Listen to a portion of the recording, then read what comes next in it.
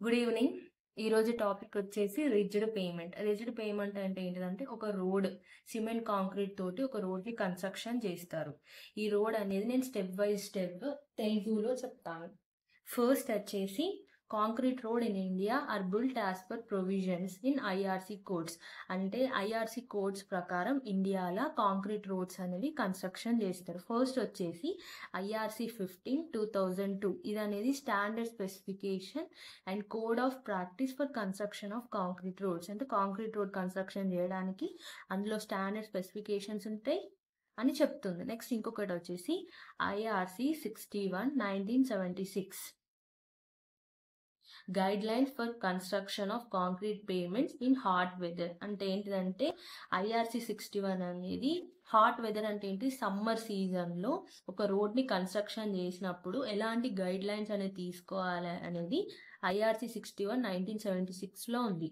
Next IRC 91/1985 ఇందులో ఏంటిదంటే guide lines ఇస్తుంది కోల్డ్ వెదర్లో, అంటే వింటర్ సీజన్లో కానీ ఇప్పుడు వర్షాలు పడ్డప్పుడు కోల్డ్గానే ఉంటుంది కదా, అలాంటి టైంలో ఒక రోడ్ని ఎలా కన్స్ట్రక్షన్ చేయాలి అనేది ఐఆర్సి 91/1985 అనేమో గైడ్ లైన్స్ ఇస్తాయి. ఐఆర్సి 61/1976 అనేమో బాగా వేడిగా ఉన్నప్పుడు అంటే సమ్మర్ సీజన్లో రోడ్ని ఎలా కన్స్ట్రక్షన్ చేయాలనేది గైడ్ లైన్స్. ఐఆర్సి 15/2001 అనేది స్టాండర్డ్ స్పెసిఫికేషన్స్, అంటే ఒక రోడ్ని ఎలా కన్స్ట్రక్ట్ చేయాలి నార్మల్ వే అన్నట్టు. ఇది ఇప్పుడు నేను మీకు రిజిడ్ పేమెంట్ అంటే ఒక రోడ్ని ఎలా కన్స్ట్రక్షన్ చేస్తారని చెప్తాను. ఫస్ట్ ఈ రిజిడ్ పేమెంట్లో 7 స్టెప్స్ ఉంటాయి. 7 స్టెప్స్ ఏంటంటే నేను లాస్ట్ వీడియోలో ఫ్లెక్సిబుల్ పేమెంట్ గురించి చెప్పాను. ఫ్లెక్సిబుల్ పేమెంట్ ఇన్ కేస్ ఎవరైనా వినకపోయి ఉంటే మీరు ఒకసారి అది వినండి. ఇప్పుడైతే ఫస్ట్ రిజిడ్ పేమెంట్లో ఫస్ట్ స్టెప్ వచ్చేసి preparation of sub grade. Second step need for sub base, అంటే అసలు సబ్ బేస్ ఎందుకు. Third step placing of forms. Fourth step watering. Fifth step batching and mixing of concrete. Sixth step వచ్చేసి mixing of concrete. Sixth step వచ్చేసి transporting, placing, compacting, finishing. ఇదంతా sixth step. Seventh step వచ్చేసి curing. ఇది ఎలా చేయాలి, ఇది last step అన్నట్టు. ఇక క్యూరింగ్ అయిపోయిందంటే రోడ్ అనేది రెడీగా ఉంటుంది. ఇక వెహికల్స్ అనేవి ట్రాన్స్పోర్టేషన్. ఫస్ట్ స్టెప్ నుండి క్లియర్గా ఎక్స్ప్లెయిన్ చేశాను. ఫస్ట్ స్టెప్ వచ్చేసి preparation of sub grade. First మనం రోడ్ వేయాలి అనుకున్నప్పుడు ఫస్ట్ మనం ఒక సూటబుల్ ప్లేస్ అనేది సెలెక్ట్ చేసుకుంటాం కదా. మనం వెయ్యం, ఎవరైతే ఇంజనీర్స్ ఉంటారో వాళ్ళే రోడ్ ఎక్కడైతే వాళ్ళు టోపోగ్రఫీ కొన్ని అలైన్మెంట్ చెక్ చేసి ఇక్కడ రోడ్ వేయాలి అనుకుంటారు. రోడ్ వేయాలి అనుకున్నప్పుడు ఫస్ట్ ఏం చేయాలంటే అది ఫస్ట్ క్లీన్ చేయాలి. సబ్ గ్రేడ్ వేసేటప్పుడు ఆ ప్లేస్ అంతా క్లీన్ చేయాలి. ఇన్ కేస్ ఆ ప్లేస్లో చెట్లు కానీ ఏమన్నా మొలిచినాయి అనుకోండి, ఒకవేళ వేర్లు కానీ అలాంటివి ఏమన్నా ఉంటే అవిటిని తీసేయాలి. ఒకవేళ రోడ్ కన్స్ట్రక్షన్ చేసినప్పుడు అలాంటి చెట్లు కానీ అక్కడికి వెళ్ళి పెరిగినాయి అనుకో, పెరిగితే ఏమవుతుంది అంటే రోడ్ అనేది డ్యామేజ్ అవుతుంది. అలా డ్యామేజ్ కాకుండా ఉండడానికి ఫస్ట్ మంచిగా సబ్ గ్రేడ్ని క్లీన్ చేసుకోవాలి. క్లీన్ చేసుకొని దాన్ని లెవెల్ చేసుకోవాలి. లెవెల్ చేసుకున్న తర్వాత డిజైన్ ఛాంబర్, అంటే మనం ఛాంబర్ వేయాలి కదా. ఛాంబర్ అని ఎందుకు వేస్తాం, డ్రైనేజ్ పర్పస్ కోసం వేస్తాం. ఛాంబర్ అండ్ గ్రేడియంట్ పర్పస్గా దాన్ని లెవెల్ చేసుకోవాలి. మళ్ళీ ఆ లెవెల్ చేసుకున్న సర్ఫేస్ ఉంటుంది కదా, ఆ సబ్ గ్రేడ్ని కంపాక్ట్ చేసుకోవాలి, యూనిఫామ్గా కంపాక్ట్ చేసుకోవాలి. నెక్స్ట్ సెకండ్ స్టెప్ వచ్చేసి need for sub base. Need for sub base అంటే ఏంటిది, ఈ సబ్ బేస్ అనేది కాంక్రీట్ లేయర్ కింద ఈ సబ్ బేస్ అనేది చేస్తారు. ఈ సబ్ బేస్ వేయడం వల్ల ఏమవుతుందంటే కన్స్ట్రక్షన్ కాస్ట్, డిజైన్ థిక్నెస్ అవి రెండు అనేది రెడ్యూస్ అవుతుంది. అంటే ఒక లేయర్ అనేది వేస్తారు. దేనితోటి వేస్తారంటే అగ్రిగేట్స్ అంటే కోర్స్ అగ్రిగేట్స్ యూజ్ చేస్తారు. కోర్స్ అగ్రిగేట్, గ్రాన్యులర్ ఫిష్ అవనేవి అన్నీ వేసి కంపాక్ట్ చేస్తారు. కంపాక్ట్ చేసి యూనిఫామ్గా పెడతారు. ఎలా పెడతారంటే అవి ఇట్లకి వాటర్ కానీ ఏది కానీ పెంట్రేట్ కాకుండా అంత టైట్గా పెడతారు. ఆ సబ్ బేస్ పెట్టడం వల్ల ఏమవుతుందంటే కన్స్ట్రక్షన్ కాస్ట్ అనేది తగ్గుతుంది, ప్లస్ డిజైన్ థిక్నెస్ కూడా రెడ్యూస్ అవుతుంది. థర్డ్ వన్ వచ్చేసి placing of forms. Placing of forms అంటే ఏంటిదంటే ఈ ఫార్మ్స్ అనేవి స్టీల్తో కానీ వుడ్తో కానీ ఇవనేవి తయారు చేస్తారు. With stake typically 1 to 2 meters. మనం కాంక్రీట్ అనేది ప్లేస్ చేస్తాం కదా, ఈ సిమెంట్ కాంక్రీట్ రోడ్ కాబట్టి సిమెంట్ కాంక్రీట్ ప్లేస్ చేసే ముందు మనం ఏం చేయాలంటే అక్కడ అది ఉంటుంది కదా, ఆ సాయిల్ని ఫస్ట్ మనం వాటరింగ్ పట్టాలి. వాటరింగ్ పట్టిన తర్వాత ఆ ఫార్మ్స్ని ఆ సబ్ గ్రేడ్ మీద పెట్టాలి, పెట్టి దానికి ఆయిల్ వేయాలి. ఆయిల్ వేస్తే ఏమవుతుందంటే కాంక్రీట్ అనేది దానికి స్టిక్ కాకుండా ఉంటుంది. అసలు ఈ ఫార్మ్స్ అనేది మనం ఎందుకు వేస్తామంటే మనకు డైమెన్షన్స్ అవన్నీ రావాలని, కరెక్ట్గా రావాలని పెడతాం. నెక్స్ట్ స్టెప్ వచ్చేసి వాటరింగ్. మనం వాటరింగ్ అనేది ఎప్పుడు చేయాలి అంటే ఫామ్ వర్క్ పెట్టక ముందు వాటరింగ్ చేయాలి, పెట్టిన తర్వాత కూడా వాటరింగ్ చేయాలి. కాంక్రీట్ అనేది పెట్టక ముందే 12 అవర్స్ ముందే మనం వాటరింగ్ అనేది దానికి పట్టాలి కాంక్రీట్. మళ్ళీ ఇంకొకటి ఏంటంటే ఆ ఫామ్స్లలో మనం ఏ ఫామ్స్ అయితే పెడతామో ఇట్లా డబ్బలు ఉంటాయి, ఆ ఫామ్స్లలో వాటర్ అనేది ఆగి ఉండకూడదు. మళ్ళీ ఈ వాటర్ అనేది can be skipped if surface is covered with an insulation layer or waterproof paper.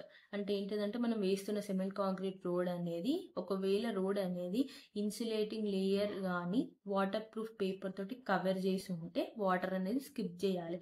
First మనం కాంక్రీట్ వేయక ముందు ఆ కాంక్రీట్ని, ఇప్పుడైతే మనం ఫస్ట్ ఫామ్ పెట్టినాం, వాటరింగ్ చేసాం. నెక్స్ట్ ఏం చేయాలంటే batching and mixing of concrete. Batching and mixing of concrete అంటే ఏంటిదంటే, బ్యాచింగ్ అంటే ఏంటిదంటే అది అక్యూరేట్గా కాంక్రీట్ని మెజర్ చేస్తుంది. కాంక్రీట్లో ఇంగ్రిడియంట్స్ ఉంటాయి కదా, ingredients, aggregates, cement, sand, water, ఆ ప్రపోర్షన్స్ని అవన్నిటిని అది అక్యూరేట్గా మెజర్ చేస్తుంది. ఒక మిషన్ ఉంటుంది, ఆ మిషన్లో వేసి అవన్నిటిని అది కలుపుతుంది. కలిపే ముందు బ్యాచింగ్లో ఏమవుతుందంటే అది సపరేట్గా వెయిట్ని బ్యాచింగ్ చేస్తుంది. అంటే ఇంత ఉండాలి ఒక్కొక్క దానికి. మళ్ళీ ఇంకొకటి ఏంటంటే for rigid pavements plant capacity should be at least 25% higher than the proposed laying capacity. అంటే లేయింగ్ కెపాసిటీ ప్రపోజ్ చేసిన దానికన్నా 25% ఎక్కువ ఉండాలి. బ్యాచింగ్ ప్లాంట్ ఆఫ్ కొలబరేషన్ సిమెంట్కి అయితే +-2% మెజర్డ్ క్వాంటిటీ, అగ్రిగేట్స్కి అయితే వాటర్ అడ్మిక్చర్ +3%. అంటే ఏంటిదంటే మనం అసలు బ్యాచింగ్ అనేది ఎందుకు వేస్తామంటే ఇప్పుడు మన రోడ్ వేయాలంటే మనకు సిమెంట్, శాండ్, అగ్రిగేట్స్ అవన్నీ కావాలి కదా. సో బ్యాచింగ్ అనేది ఒక మిషన్. ఆ మిషన్ ఏం చేస్తుందంటే మనకు ఎగ్జాక్ట్గా కరెక్ట్ వెయిట్స్ అనేది మనం అక్కడ వే చేసుకుంటాం. వే చేసుకున్న తర్వాత ఇంత కావాలనేది ఒక ప్రపోర్షన్ ఉంటుంది కదా, ఆ ప్రపోర్షన్ని బట్టి మనం వెయిట్ చేసుకుంటాం. వెయిట్ చేసుకున్న తర్వాత దాన్ని ఏం చేయాలంటే దానిలో కొన్ని స్టాండర్డ్స్ ఉంటాయంట. సిమెంట్కి +2% అంటే మెజర్డ్ క్వాంటిటీ కన్నా +2% ఎక్కువ యాడ్ చేసుకోవాలి. అగ్రిగేట్స్ కానీ ఒకవేళ అడ్మిక్చర్స్ కానీ వాటర్ కానీ యాడ్ చేస్తే +3% కన్నా ఎక్కువ ఉండాలి. ఇవనేవి స్టాండర్డ్ లిమిట్స్ అన్నట్టు. IS 456/2000 బుక్లో ఉంటాయి. ఇప్పుడు బ్యాచింగ్ చేసుకున్న తర్వాత వెయిట్ చేసుకున్న తర్వాత ఏం చేయాలంటే కాంక్రీట్ని మిక్సింగ్ చేయాలి. మిక్సింగ్ చేయాలంటే ఏంటంటే బ్లాచింగ్ ప్లాంట్లో మన ఉంటాయి కదా మిక్సింగ్ చేయడానికి కొన్ని ఎక్విప్మెంట్స్ ఉంటాయి. ఆ ఎక్విప్మెంట్స్లో ఈ సిమెంట్, కాంక్రీట్ ఇవన్నీ వేసేస్తే అది యూనిఫామ్గా దాన్ని మిక్సింగ్ చేస్తుంది. ఆ మిక్సింగ్ చేసిన తర్వాత ఏం చేయాలంటే ట్రాన్స్పోర్టేషన్ చేయాలి. ఆ బ్యాచింగ్ ప్లాంట్లో ఉండాలి. మిక్స్డ్ కాంక్రీట్ అనేది ట్రాన్స్పోర్టెడ్ అవుతుంది, కన్స్ట్రక్షన్ సైట్కి వస్తుంది. ఆ కన్స్ట్రక్షన్ సైట్కి వచ్చినాక స్పెషలైజ్డ్ ట్రక్స్ కానీ ఏమన్నా కానీ దాని ద్వారా ఈ ట్రాన్స్పోర్టేషన్ చేస్తారు కాంక్రీట్. వచ్చిన తర్వాత ప్లేసింగ్ అంటే ఏంటిది, ఆ కాంక్రీట్ వచ్చిన తర్వాత కాంక్రీట్ని ప్లేసింగ్ చేయాలి డైమెన్షన్స్ అండ్ షేప్గా. మనం దేని రోడ్ మీద వేస్తున్నాం కాబట్టి కరెక్ట్గా ప్లేసింగ్ చేయాలి. ప్లేసింగ్ చేసిన తర్వాత కంపాక్టింగ్ చేయాలి. కంపాక్టింగ్ అనేది ఎందుకు వేస్తామంటే కాంక్రీట్లో ఎయిర్ ఉంటుంది కదా, ఆ ఎయిర్ని ఎలిమినేట్ చేయడానికి కొన్ని వైబ్రేటర్స్ యూజ్ చేస్తారు. అప్పుడు ఏమవుతుంది ఆ కాంక్రీట్ అనేది డెన్స్ అయి స్ట్రాంగ్ అవుతుంది. కంపాక్టింగ్ తర్వాత నెక్స్ట్ వచ్చేసి ఫినిషింగ్ అనేది ఎందుకు వేస్తామంటే ఇప్పుడు సర్ఫేస్ అనేది ఒక కాడ ఎక్కువ ఒక కాడ తక్కువ ఉంటే కరెక్ట్ ఉండదు కదా, మంచిగా అనిపించచ్చు చూడనీకి. మళ్ళీ వెహికల్స్లో వెళ్ళే వాళ్ళకి కూడా అన్కంఫర్టబుల్ ఫీలింగ్ వస్తుంది. అలాంటి ఫీలింగ్ రాకుండా ఉండడానికి సర్ఫేస్ అనేది లెవెల్ చేయాలి. ఫినిషింగ్ అంటే ఏంటిదంటే సర్ఫేస్ అనేది లెవెల్ స్మూతింగ్ చేస్తారు. అది అయిపోయిన తర్వాత సిమెంట్ కాంక్రీట్కి క్యూరింగ్ చేస్తారు. ఈ క్యూరింగ్ అనేది 7 days, 14 days, 28 days క్యూరింగ్ చేయాలి. చేస్తే ఏమవుతుందంటే అప్పుడు సిమెంట్ కాంక్రీట్ అనేది స్ట్రాంగ్ అవుతుంది. అప్పుడు ఎన్విరాన్మెంటల్ యాక్షన్స్ అంటే ఏంటిది, వర్షం పడ్డా, ఎండ కొట్టినా, ఇంకేమన్నా యాక్షన్స్ వచ్చినా ఆ సిమెంట్ కాంక్రీట్ రోడ్ అనేది రెసిస్ట్ చేసుకుంటుంది. అందుకే క్యూరింగ్ అనేది చాలా ఇంపార్టెంట్. ఇలా స్టెప్ బై స్టెప్ మనం రిజిడ్ పేమెంట్ కన్స్ట్రక్ట్ చేయడానికి ఇలా చేస్తాం. ఫస్ట్ స్టెప్ వచ్చేసి ఒక సబ్ గ్రేడ్ని ప్రిపేర్ చేసుకోవాలి. తర్వాత ఫామ్స్ని ప్లేసింగ్ చేయాలి. తర్వాత వాటరింగ్, తర్వాత batching, mixing of concrete, next mixing of concrete, transporting, placing, compacting, finishing, last curing. ఇందులో నేను మీకు ఎక్స్ప్లెయిన్ చేశాను, అంటే రిజిడ్ పేమెంట్కి స్టెప్ బై స్టెప్ ఒకదాని తర్వాత ఒకటి చేసుకోవాలి అని. ఇలా చేసుకుంటే మనం లాస్ట్కి సిమెంట్ కాంక్రీట్ రోడ్ అనేది రెడీ అవుతుంది. దాన్ని మనం రిజిడ్ పేమెంట్స్ అని అంటాం.